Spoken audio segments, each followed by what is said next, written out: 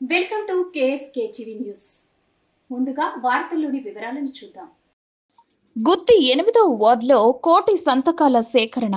వైఎస్ఆర్సీపీ అధ్యక్షుడు వైఎస్ జగన్మోహన్ రెడ్డి ఆదేశాల మేరకు మెడికల్ కాలేజీల ప్రైవేటీకరణకు వ్యతిరేకంగా గురువారం వైఎస్ఆర్సీపీ కోటి సంతకాల ప్రజా ఉద్యమంలో భాగంగా గుంతకల్ నియోజకవర్గం సమన్వయకర్త వై వెంకట్రామరెడ్డి సూచనలతో గుత్తి మున్సిపాలిటీ పరిధిలోని 8వ వార్డులో జిల్లా నాయకులు బళ్ళారి రాజ్ కుమార్ రెడ్డి ఆధ్వర్యంలో 8వ వార్డులో ప్రజలకు ప్రభుత్వం చేస్తున్న ప్రజా వ్యతిరేక విధానాల్లో భాగంగా మెడికల్ కాలేజీలను ప్రైవేటీకరణ చేయాలని చూస్తుందని, అలాగే జరిగే నష్టాలను ప్రజలకు తెలియజేశారు.